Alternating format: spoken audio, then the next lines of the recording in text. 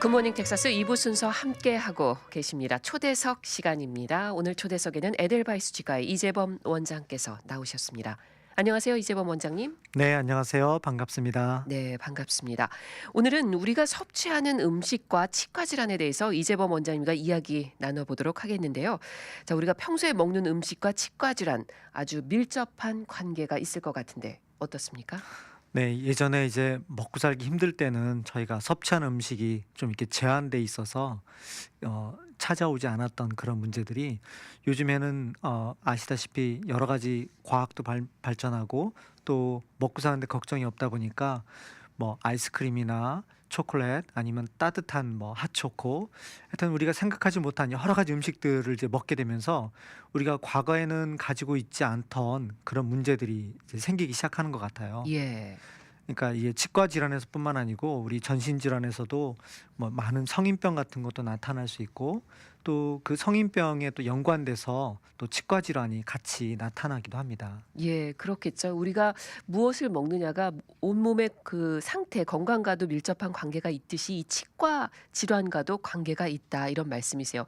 이 이재범 원장의 말씀 듣다 보니까 옛날에는 정말 먹는 것이 그 자유를 누리지 못하다 요즘에는 오히려 더 먹을 게 풍부해지니까 네. 그것이 어쩌면 좀 부작용으로 작용할 수도 있는 거네요.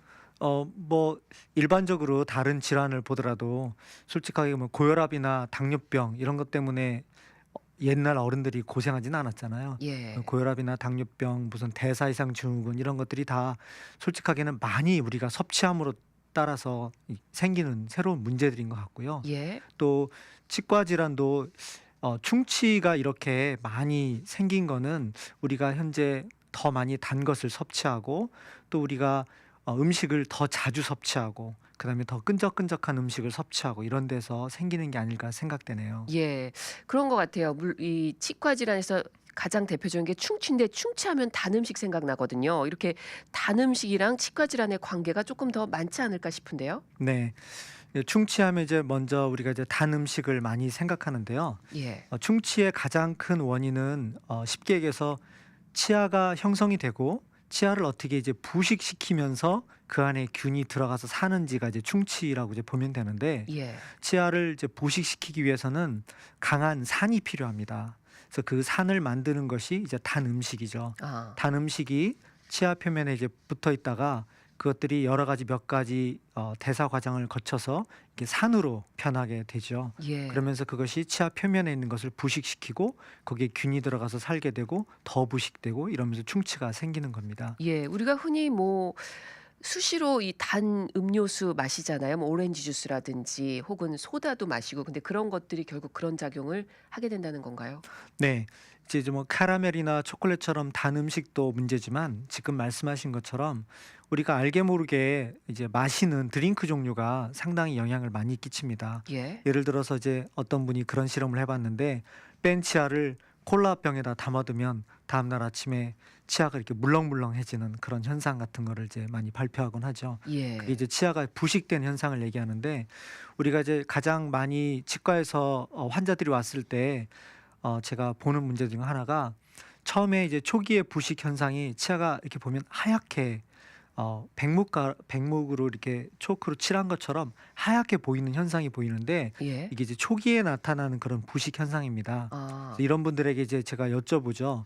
혹시 무엇을 드세요? 그러면 이제 많은 분들이 이제 말씀하시는 게 뭐 스낵을 자주 드신다든가 아니면 콜라나 이런 소프트 드링크를 매일 드신다든가 아니면 어떤 분 어제 만난 분 같은 경우는 애플 주스를 늘 이제 달고 사신다. 내지는 뭐 오렌지 주스. 그다음에 우리가 생각하는 것보다 커피가 또 굉장히 산도가 높습니다. 아, 예, 그런가요? 오렌지 주스하고 커피가 한 pH 2 정도로 굉장히 강산에 속합니다. 예. 그만큼 치아 부식에는 좋지 않는 거네요. 예. 그러니까 이런 것들을 이제 드시고 나면 그 남아 있는 그 용액이 입안에 이제 저류가 돼 있어요. 예. 그러면서 그게 이제 계속적으로 부식을 유발합니다. 그래서 그런 것을 드신 경우에는 반드시 물로 한번 헹구어내 주시면 그걸 희석시킬 수 있어서 그렇게 나빠지는 쪽으로 가는 현상을 방지할 수 있습니다. 예. 우리가 흔히 인제 아침, 점심, 저녁 식사하고 난 다음에 물을 마시잖아요. 그런데 예. 이재범 원장의 말씀은 뭐 커피라든지 소다, 오렌지 주스를 마신 다음에도 물을 마셔 주는 게 치아 부식 방지에 좋다라는 말씀이시네요. 네, 그렇습니다. 그리고 이제 저희가 양치를 하는 건 양치를 함으로 이제 칫솔질을 함으로 인해서 입안에 있는 세균하고 입안에 있는 음식 찌꺼기를 제거해 주는 그런 역할도 하지만 예. 초반에 부식이 생겨서 이가 나빠지기 시작할 때 치아 안에 있는 여러 가지 무기질 성분과 그런 것들이 다시 한번 치아에 침착돼서 그거를 원래대로 회복시키는 그런 역할도 하기도 합니다. 예. 그렇군요. 자, 그렇다면은 이렇게 단 음식을 되도록이면 피하는 게 좋겠지만 단 음식을 드신 경우엔 반드시 뭐 양치질을 하거나 물로 좀 헹궈내거나 이게 필요하겠네요. 예. 그리고 이제 또 다른 방법 중에 하나가 예. 섬유소를 많이 섭취하시는 방법입니다. 이제 예를 들어서 뭐 옛날에 캠핑 갈 때 칫솔 안 갖고 가고 그러면 다 음식 먹고 나서 뭐 오이나 그런 야채 같은 거를 이제 먹어 주시면 그 섬유소가 입안을 이렇게 닦아내는 그런 역할을 할 수 있습니다. 예. 그리고 아시다시피 섬유소 안에는 단 거 같은 그런 성분이 없기 때문에 그 자체가 단 것이나 산도를 중화시킬 수도 있고 또 입안을 깨끗하게 자정작용을 시키는 그런 역할을 하기도 합니다. 아, 그러니까 주로 야채를 뭐 씹어 먹는 거는 치아에 좋다 이렇게 보면 되는 건가요? 네, 그렇죠. 그래서 아, 예전에 저희 선조들이 섬유소를 더 많이 섭취하셨죠. 예전에 단 거는 별로 없고. 그렇죠. 그래서 예전에는 아마 충치 때문에 이를 빼신 것보다는 주로 잇몸 질환이 문제가 되시지 않으셨을까 아. 하는 생각이 드네요. 예. 우리가 흔히 그 이가 시린 증상 겪을 때 있잖아요. 물론 예. 뭐 아주 차가운 걸 먹을 때도 그렇지만 평소에도 그럴 때 있는데 이가 시린 증상이 이가 부식되는 것과 관계가 있는 건가요? 네, 이가 시린 증상은 크게 한 두 가지 정도 생각하시면 되는데요. 네. 하나는 네, 부식하는 것, 충치되는 것 그런 것을 통해서 바깥에 가장 단단한 층이 우리가 에나멜 층이라고 부르는데 예. 그 층이 깨지고 나면 그 안에 상아질 층이라고 이제 약간 그 안에 있는 신경과 연락이 되는 가느다란 튜블로 연관된 그런 층이 있습니다. 그래서 그 층이 노출되면 우리가 이제 시린 것을 느끼게 되죠. 특히나 차가운 음식이나 특히 바람 같은 건조한 증상에 대해서 시린 걸 느끼게 됩니다. 예. 아니면 잇몸이 조금 내려가셔 가지고 뿌리 부분이 노출되면 그 부분에서도 시린 증상이 느끼게 됩니다. 그래서 어떤 분 같은 경우에는 치석이 붙어 있으면 그 치석 안에서 지속적으로 균들이 산을 만들기 때문에 시린 증상을 느끼시는데 예. 초반에 이런 경우에 잇몸을 이제 스케일링을 해서 깨끗하게 하시면 시린 증상이 감소되는 효과도 가져오게 됩니다.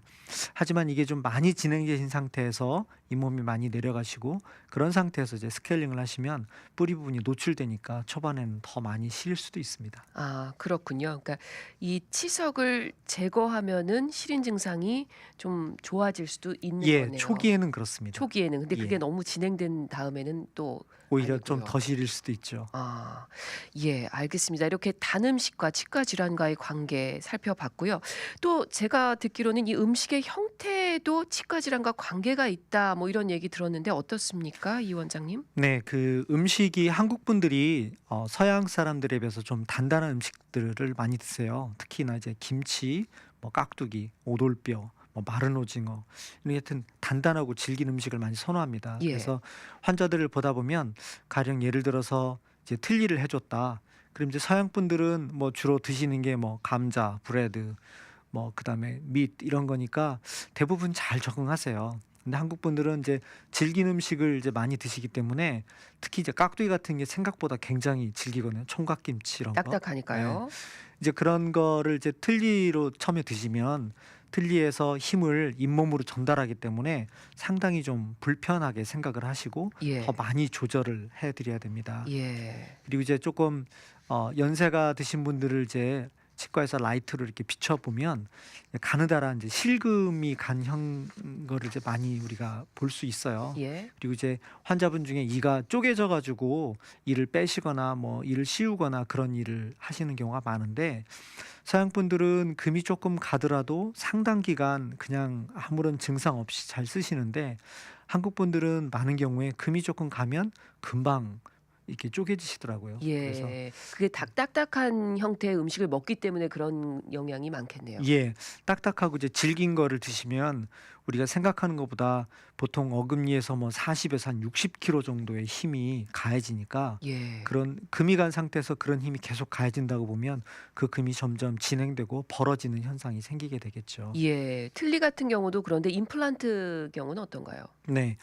임플란트는 이제 과거에는 가장 큰 문제 중에 하나가 임플란트가 부러진다든가 아니면 임플란트 위에 그 보철물을 고정시키는 나사가 부러지거나 풀리는 게 굉장히 큰 문제였던 것 같아요. 예.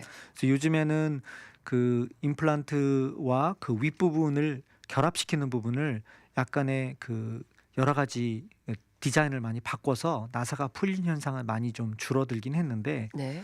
역시나 어 임플란트를 어금니에 하나를 하는 경우에 잘 보시면 알겠지만 이를 씹을 때 힘이 수직으로 가해지는 게 아니라 약간 사선으로 가해지게 됩니다. 그 힘이 한 번 씹을 때 우리가 한 번 식사할 때 뭐 100 번, 200번 그러면 그 사람이 하루 종일 먹고 그다음 날 또 먹고 그래서 한 1년 이렇게 쓰다 보면 몇만 번의 스트로크가 거기에 가해지게 되거든요. 예. 그러다 보면 자연스럽게 나사가 한쪽 방향으로 돌아가는 힘이 생겨서 나사가 풀리는 현상이 생길 수도 있습니다. 그래서 이제 임플란트를 하시고서 크라운을 다 하셨는데 어느 경우에 어느 날 갑자기 내 크라운이 좀 흔들리는 것 같다. 그러면 치과에 한번 가보세요. 대부분의 경우는 임플란트가 문제가 있어서라기보다는 임플란트 윗부분에 조이는 나사 부분이 풀렸거나 아니면 그 나사분이 잘라져서 생기는 현상입니다. 그렇군요. 그렇다면 좀 임플란트 시술한 다음에는 초기에는 좀 부드러운 음식을 먹는 것도 좀 필요하다고 볼 예. 수 있겠네요. 어떤 수술이든 우리가 이제 잇몸을 열고서 수술을 하고 잇몸을 다시 닫는 경우에 그 상처가 완전한 그 자체 어느 정도의 그 강도를 회복하기까지는 약 10 에서 14일 정도 걸립니다. 그래서 예. 그전에 만약에 질긴 음식을 씹으시는데 그 질긴 음식이 그 상처 부위에 닿아서 그 상처를 이렇게 밀어내는 현상이 생길 때 그 상처가 다시 벌어지게 되겠죠. 예. 특별히 이제 잇몸 이식 같은 거를 하시는 경우엔 우리가 그 원래 있는 잇몸 위에다가 잇몸 이식한 거를 이렇게 덮어 놓게 됐는데 환자분들 중에 가끔 이게 칩이나 나초 같은 거를 드셔 가지고 고게 그 이식한 티슈 안으로 들어가는 경우를 가끔 보게 돼요. 그래서 아. 처음에는 질기거나 단단한 거 특히 하드칩 같은 거는 좀 삼가하시는 게 좋을 것 같습니다. 그렇군요. 그리고 전반적으로 치아 건강을 위해서도 너무 질기거나 딱딱한 음식은 가끔 드시는 게 좋을 것 같습니다. 네. 자, 그렇다면 말이죠. 이 음식의 또 온도도 이 그 건강, 치과 질환과 관계가 있을 것 같은데 어떤가요? 네.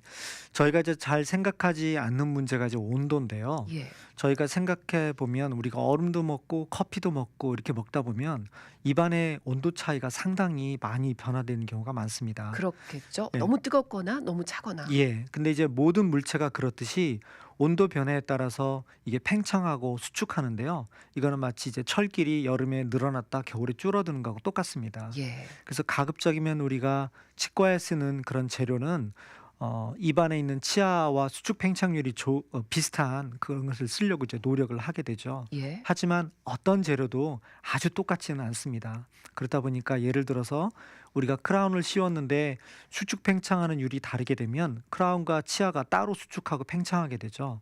그러면 그 사이에 놓은 접착제가 조금씩 깨지면서 녹아 나오는 그런 현상이 생기게 됩니다. 예. 시간이 지나면서. 예, 예. 그리고 이제 특히 포셀레인으로 이제 라미네이트 같은 거를 해서 수복하신 경우에 포셀레인은 그 재료 자체가 굉장히 단단한 재료입니다. 네. 치아보다도 더 단단한 재료인데 그것이 이제 수축하고 팽창하는 과정에서 유리글처럼 뜨거운 놈을 갑자기 얼음에다 확 집어넣으면 유리가 금가고 깨지는 것처럼 포셀레인도 그런 현상들이 일어날 수 있습니다. 예. 그래서 이제 갑작스런 온도 변화는 피해 주시는 게 좋을 것 같습니다. 예. 너무 차갑거나 너무 뜨거운 음식을 이렇게 갑자기 번갈아 가면서 드신다. 그거 상당히 치아에 좋지 않다는 얘기네요. 네네. 예를 들어서 뜨거운 커피를 드시다가 갑자기 얼음을 확 입안에 넣으신다 뭐 그러면 아이스크림을 먹는다든지. 예.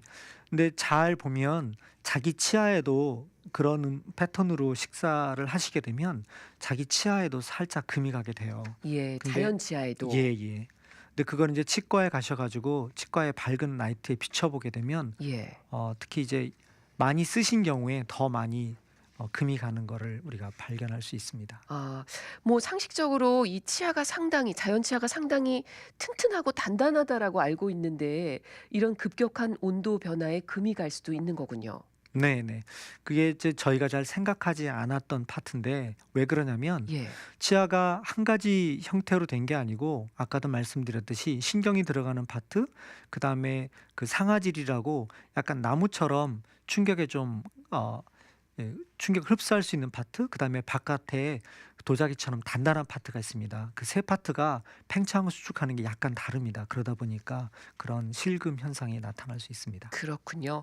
예, 생각보다 우리가 섭취하는 음식과 치과 질환 아주 밀접한 관계가 있는 걸 알았습니다. 맛있는 음식을요, 오래오래 즐겨 드시려면 좀 알고 이런 지식을 가지고 치아 관리 잘 해야 될 것 같습니다. 오늘도 음식과 치아 건강에 대한 자세하고 유익한 말씀 고맙습니다. 네, 감사합니다. 지금까지 에델바이스 치과의 이재범 원장과 함께 했습니다.